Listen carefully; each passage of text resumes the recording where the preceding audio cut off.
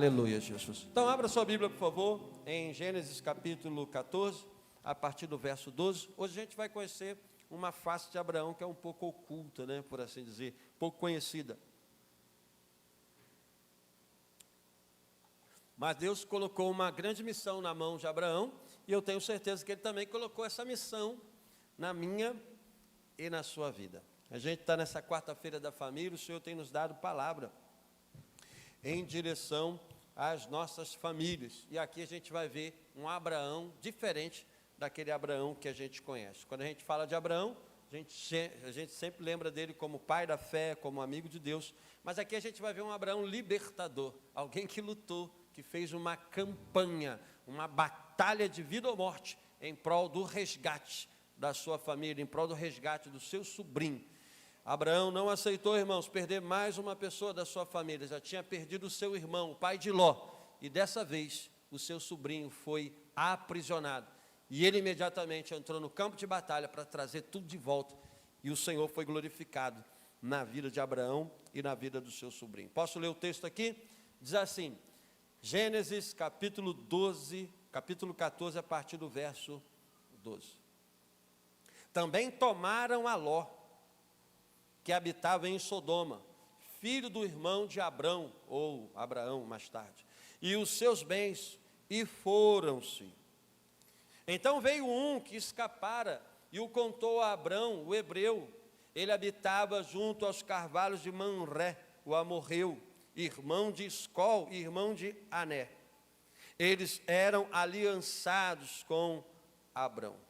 Ouvindo, pois, Abrão, veja bem, irmãos, verso 14, ouvindo, pois, Abrão, que o seu irmão estava preso, armou os seus criados, nascidos em sua casa, 318, e fez o quê? E os perseguiu até Dan.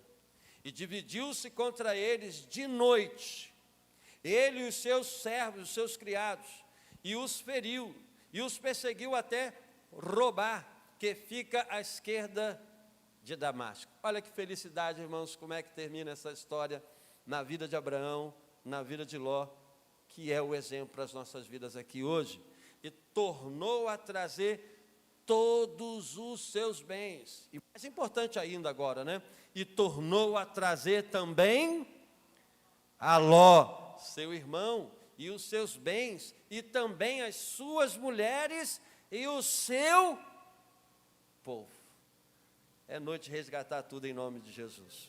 Senhor, nós lemos a sua palavra aqui nessa noite.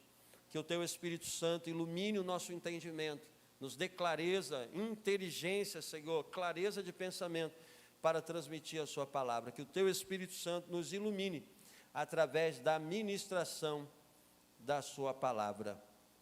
Em nome de Jesus. Amém. Irmãos, para começar, Ló, ele não tinha uma bola de cristal para prever que a sua ação no presente iria transformá-lo em um prisioneiro de guerra no futuro.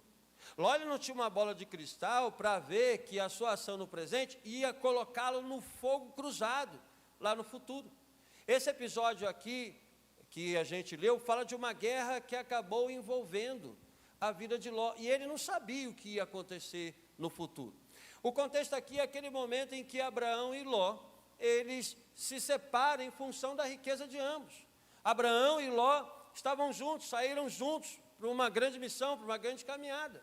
E ambos se enriqueceram, prosperaram. Então eles tinham tanta ovelha que estava dando assim uma certa confusão, um certo atrito entre os pastores de Ló, os pastores de Abraão. E chegou um momento que Abraão diz assim para ele: ô Ló, vamos fazer o seguinte, vamos cada um para um determinado lugar, e para acabar com as nossas guerras aqui, os nossos conflitos, então faz o seguinte, se você for para um lado, eu vou para o outro, está tudo bem, está tudo ok.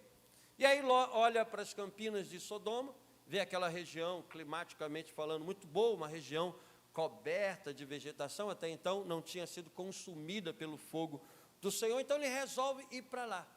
Quando Ló olhou para as campinas do Jordão, ele viu ali uma região muito verde, uma região muito coberta de vegetação, e percebeu que ali era o lugar ideal para ele viver, tocar a sua vida e avançar. Mas, irmãos, Ló, ele não analisou aquele lugar pela sua população e nem por aquilo que estava acontecendo geograficamente naquele lugar. Havia um certo conflito ali naquele lugar. Havia uma população ali, a população de Sodoma, que era uma população que vivia uma vida totalmente imoral e por isso sofreu o juízo de Deus. No olhar de Ló, o que ele estava preocupado naquele momento, era um lugar muito verde, muito bonito aos seus olhos. E ele foi para essa região, foi viver ali, foi habitar ali, foi morar naquele lugar. Porém, aquele lugar estava debaixo de uma certa tensão, porque os reis do Oriente dominavam, pelo menos 5 reis de Canaã que viviam ali naquela região, para onde Ló foi morar. Então, ele não percebeu o que estava por detrás daquele clima verde, ele não percebeu o que estava por detrás daquela vegetação, daquele lugar bonito, esteticamente falando, era um lugar agradável aos olhos, mas moralmente falando, era um lugar arruinado e falido. E mais do que isso, geopoliticamente falando, aquele lugar estava debaixo de uma tensão que acabou gerando uma guerra. Os reis do Oriente, ou seja, os reis da Mesopotâmia, eles acabaram dominando, impondo seu jugo sobre 5 reis dos cananeus. E esse jugo, irmãos, de acordo com o texto do capítulo 14,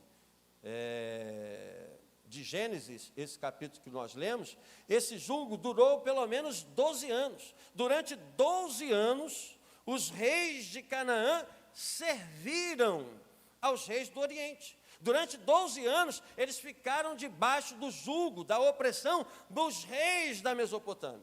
Mas chegou um momento que esses reis de Canaã não queriam mais estar debaixo desse domínio opressor dos reis do Oriente. Veja, por exemplo, o que diz o verso 4 desse capítulo 14 que nós lemos aqui. 12 anos havia servido a Quedorlaomé, mas ao 13º fizeram uma revolução. O que estava acontecendo ali em Sodoma e Gomorra? O que estava acontecendo ali naquela região, que é a região que está em torno do Mar Morto?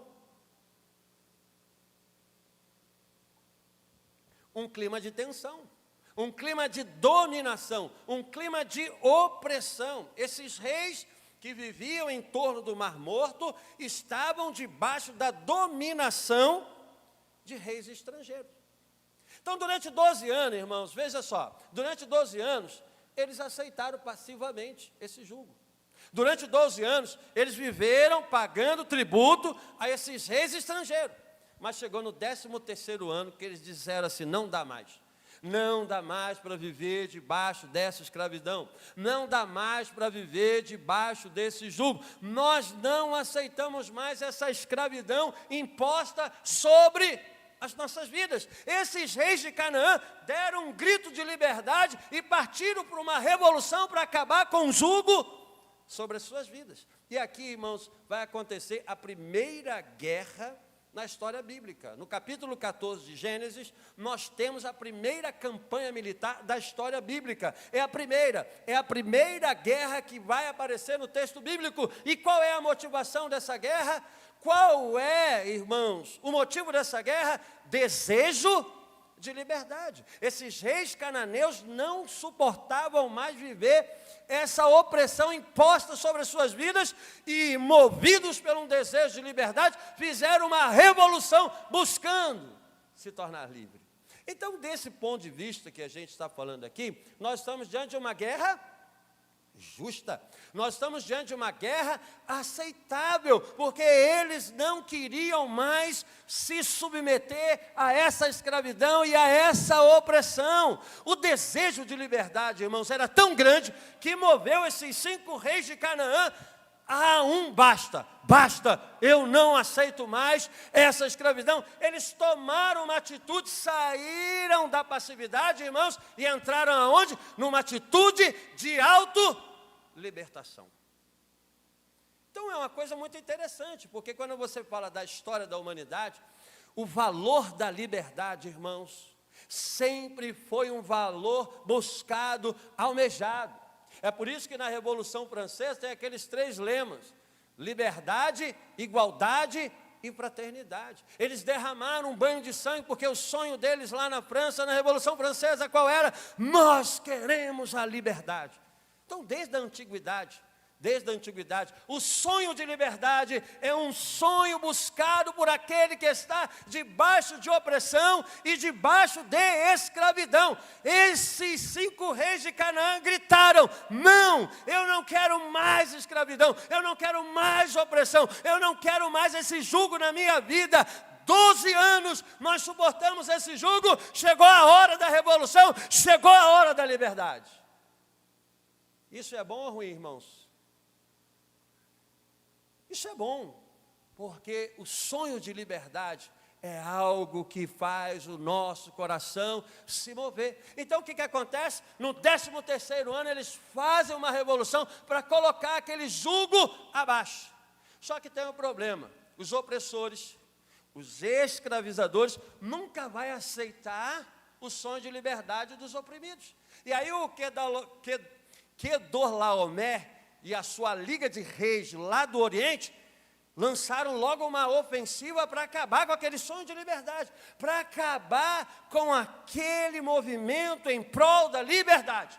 E sempre vai ser assim, irmãos, quando nós começamos a lutar em prol da nossa liberdade em Cristo Jesus, quando nós começamos a lutar em prol de uma vida livre no Evangelho, o que Satanás vai fazer? Satanás vai se levantar com todo o inferno, com todas as suas potestades, com todas as suas armas, para tentar manter sobre as nossas vidas qualquer tipo de jugo que ele queira colocar. Então sempre vai ser assim. Mas por outro lado, é necessário que a gente faça o quê? Lute, batalhe, guerreie em prol da nossa liberdade. Mas olha aqui, irmãos, não existe liberdade sem Cristo.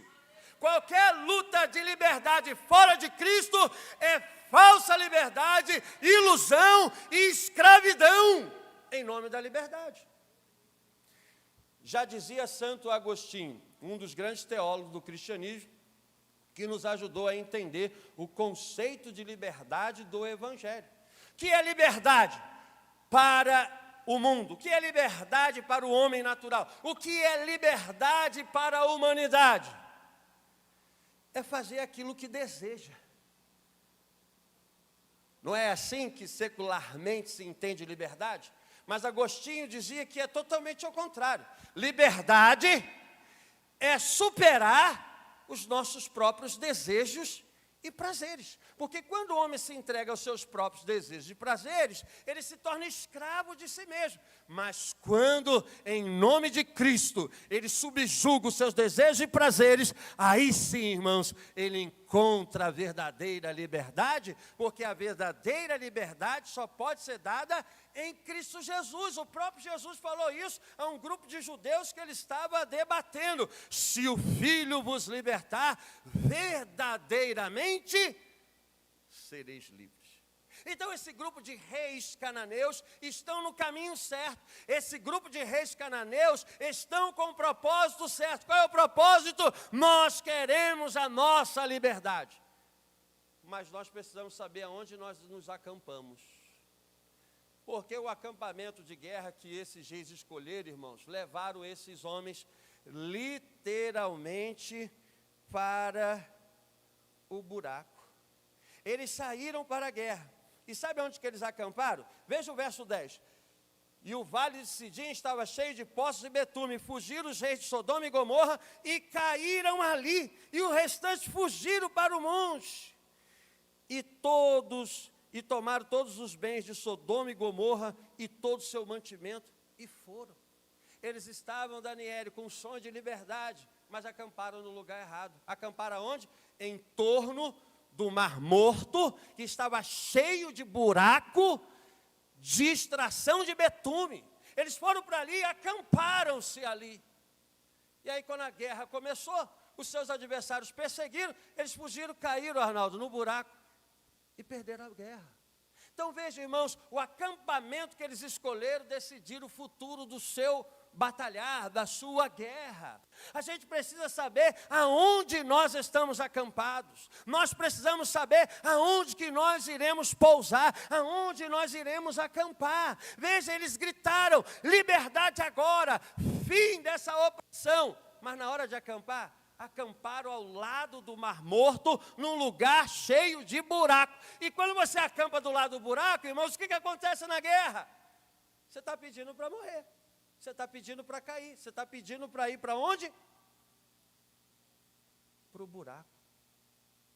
Fala assim para o seu irmão, o Mar Morto não é o seu lugar de acampamento. Não, irmãos, eu vou lutar pela liberdade em Cristo. Eu vou lutar para colocar abaixo a opressão e o jugo, mas eu não vou acampar no Mar Morto, eu vou acampar no rio de vida, e esse acampamento de rio de vida se chama Jesus Cristo. É nele que eu acampo e é nele que eu conquisto a verdadeira liberdade.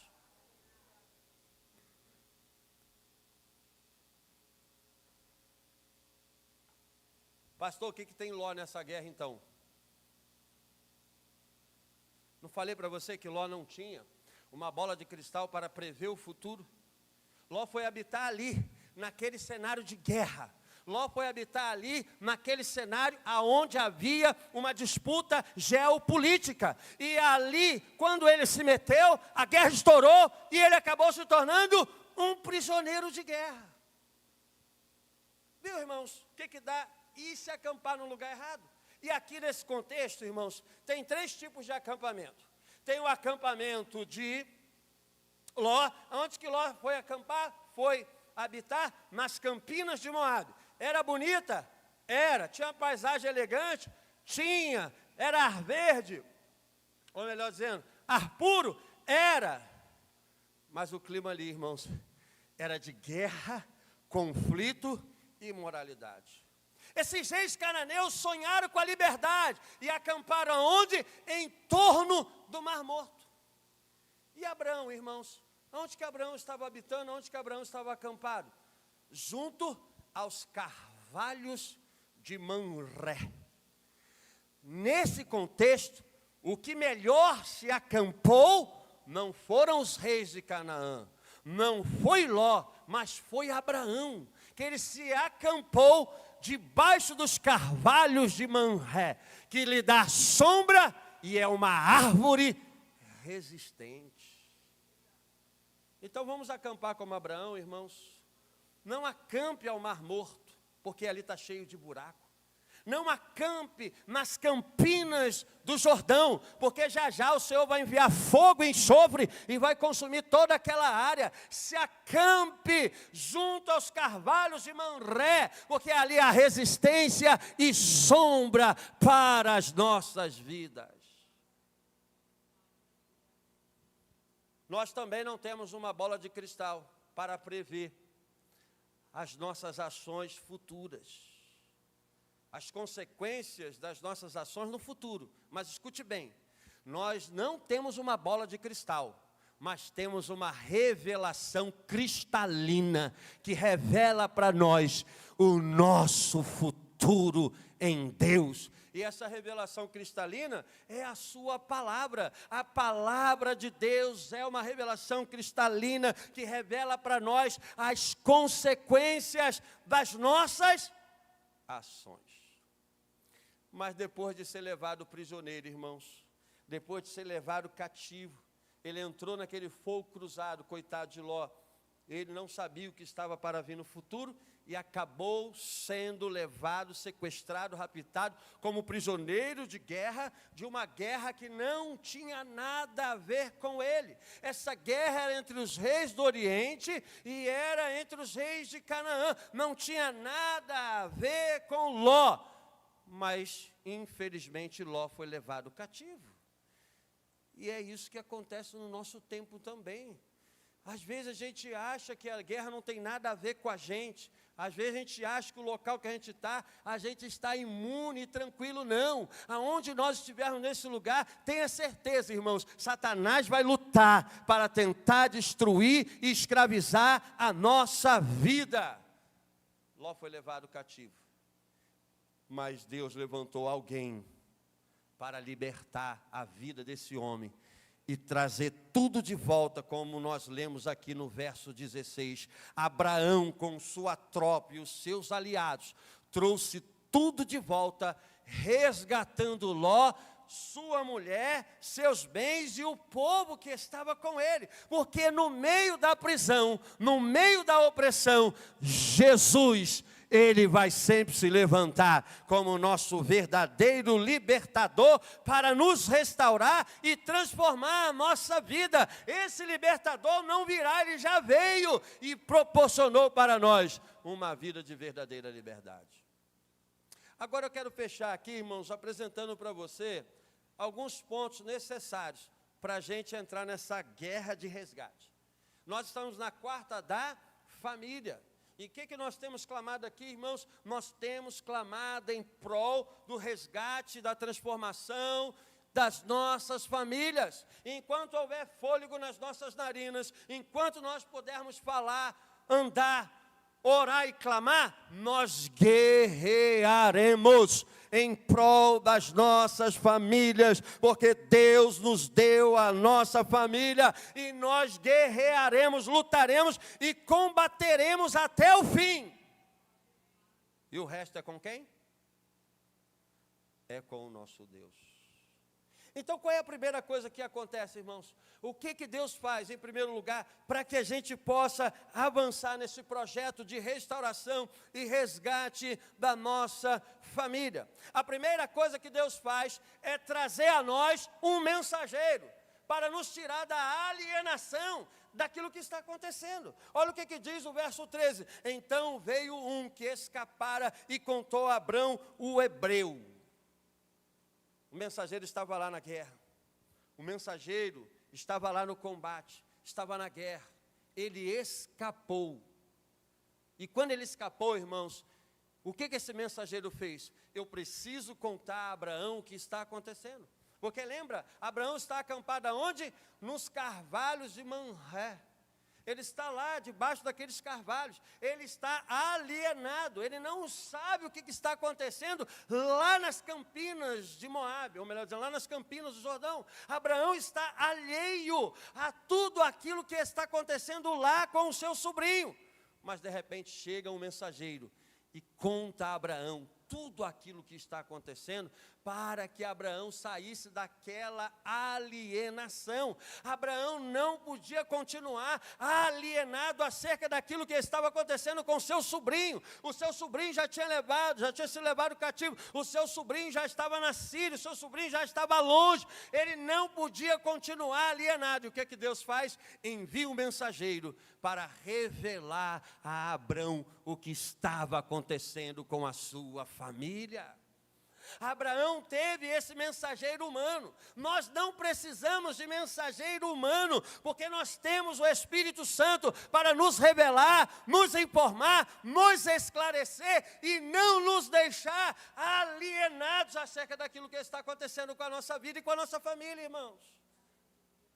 Nesse exato momento que nós estamos aqui, o Senhor está nos desalienando, nos revelando, nos mostrando que existe agora uma batalha de destruição das nossas vidas, existe uma guerra querendo destruir as nossas famílias, e nós não podemos ficar alheios, nós não podemos ficar passivos, nós precisamos ser despertados, entrar na guerra, entrar na batalha, como Abraão fez. E o que Deus faz? Envia a nós uma mensagem. A mensagem do Evangelho, irmãos, é a mensagem que tira a nossa passividade. A mensagem do Evangelho é a mensagem que nos desaliena, que nos traz revelação e informação para que a gente entre no campo de batalha e faça o nosso papel como igreja, como povo de Deus e como servos de Jesus Cristo.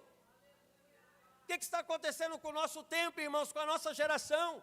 Nesse tempo presente, está acontecendo um grande esfriamento espiritual entre o povo de Deus, porque o secularismo tem avançado e as pessoas têm se conformado. Não é assim mesmo, é porque tem que acontecer, é porque faz parte da vida. Não, irmãos, nós temos uma mensagem, e essa mensagem é do Evangelho. Ou a gente crê, ou a gente não crê.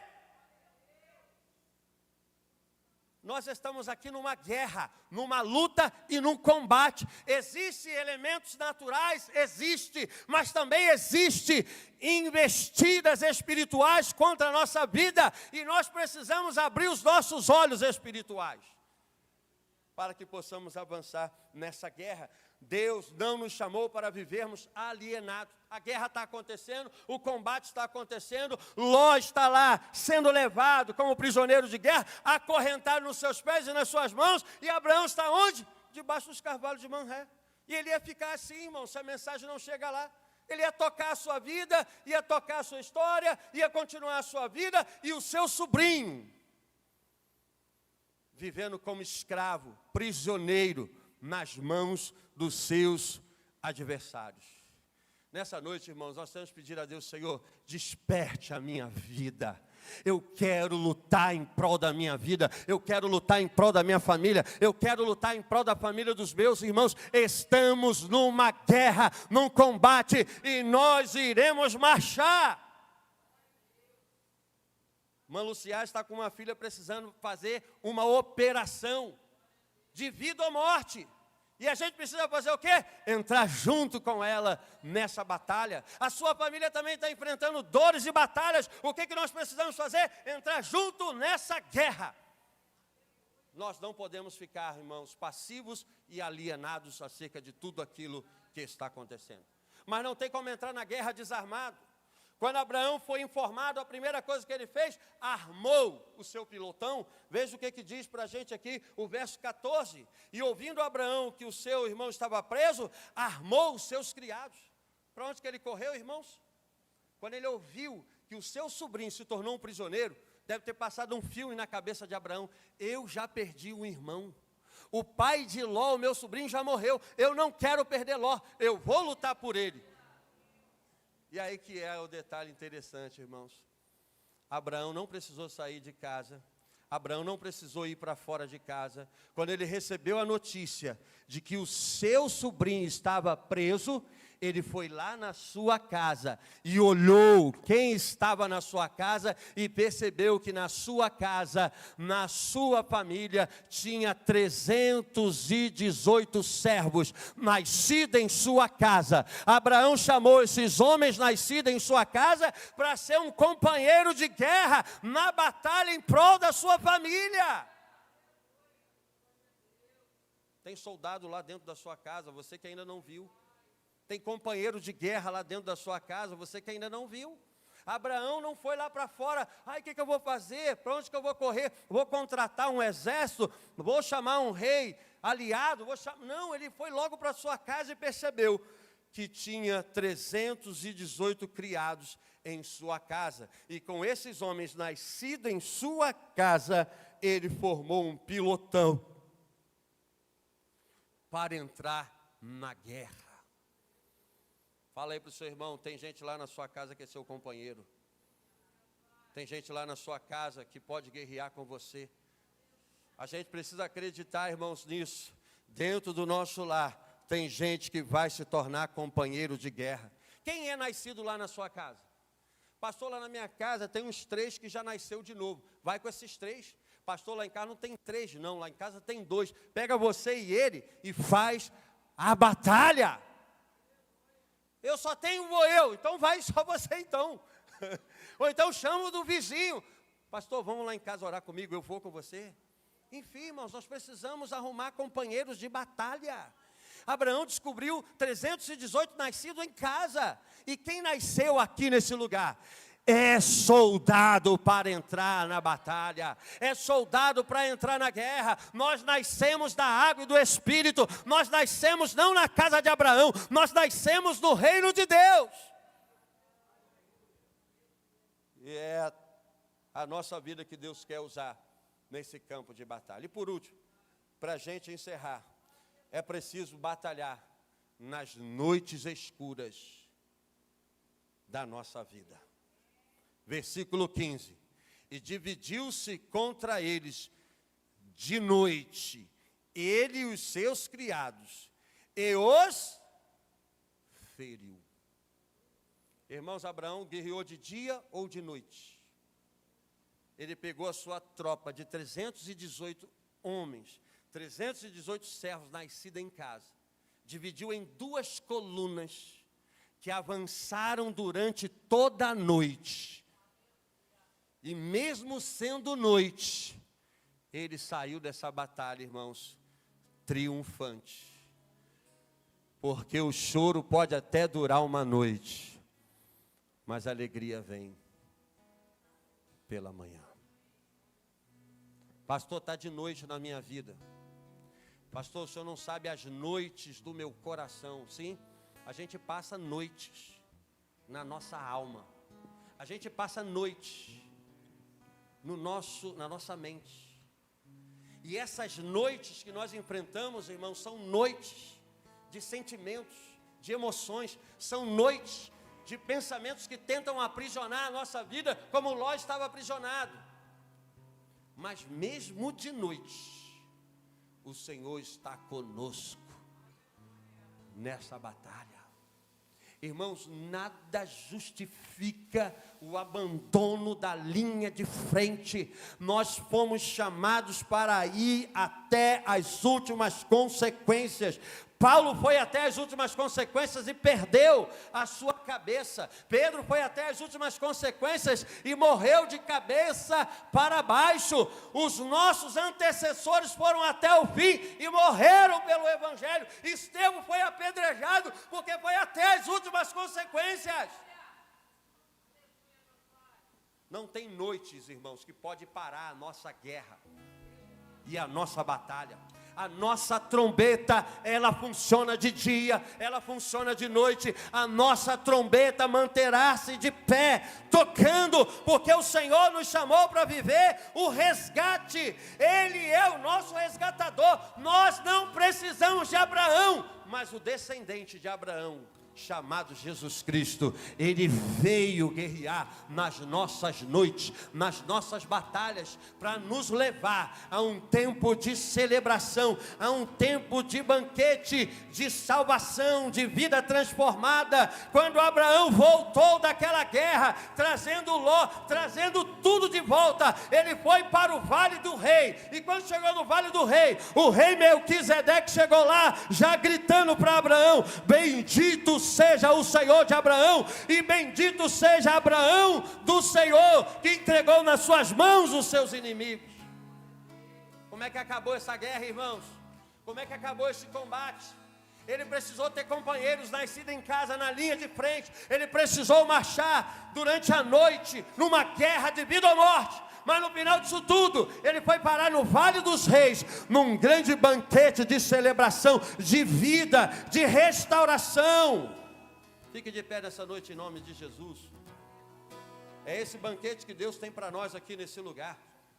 É esse banquete que Jesus Cristo tem para nós. Pastor, que banquete é esse? É o banquete da libertação verdadeira. Somente em Cristo Jesus nós encontramos essa verdadeira libertação. Vamos uma canção e depois uma breve oração nesse lugar. Vitorioso és, teu nome assim, teu nome infalível é, os reinos em vão, teu trono acima está, teu nome imutável é, vitorioso é, na tempestade está, teu nome infalível é, os reinos em vão, teu trono acima está, teu nome imutável é. Irmãos, vamos orar nesse momento. Eu quero te convidar a vir aqui na frente. Pode vir aqui, se você quiser vir, todo mundo aqui na frente.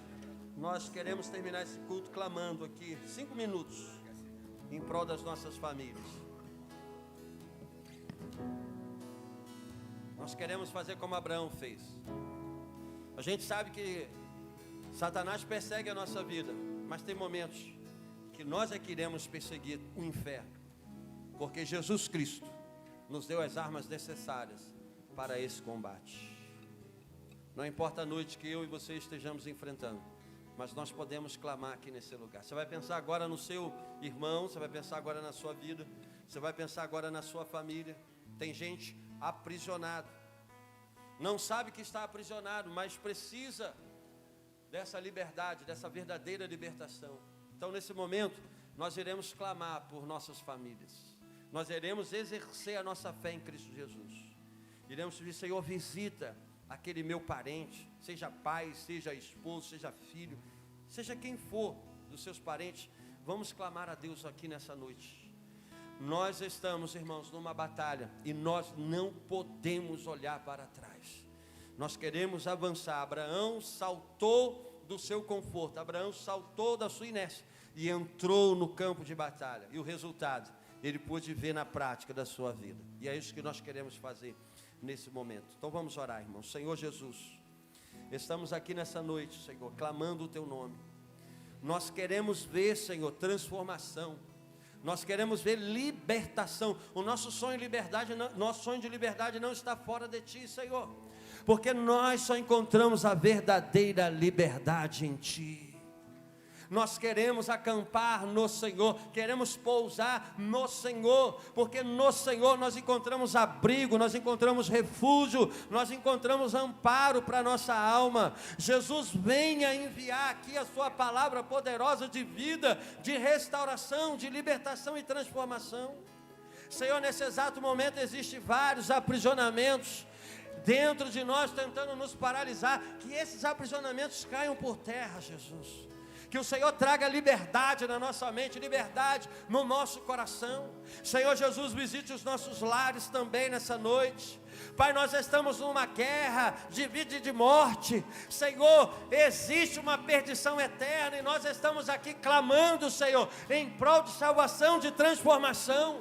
Jesus, nós não estamos aqui servindo uma lenda, um mito, Senhor. Nós não estamos aqui servindo uma religião. Nós estamos aqui servindo um Deus vivo, um Deus que saiu do túmulo ao terceiro dia, ressuscitou, assentou no trono de glória, enviou o seu Espírito para levantar um povo que batalha, levantar um povo que guerreia, um povo que proclama a sua mensagem. Jesus, venha visitar os nossos lares nessa noite, Senhor. Venha trazer cura para as enfermidades. Venha restaurar, Senhor. Venha restaurar nessa noite, Jesus. Venha restaurar a alma. Venha restaurar os corpos. Quantos dos nossos irmãos, Senhor, estão enfrentando batalhas de enfermidades? E nós queremos nos levantar nessas noites escuras, Senhor, que passamos, ou os nossos irmãos e a nossa família passa, Senhor. Deus, responda a nossa oração. Começamos esse culto dizendo que o Senhor é aquele que responde o nosso clamor. Responda a sua igreja nessa noite, responda ao seu povo nessa noite.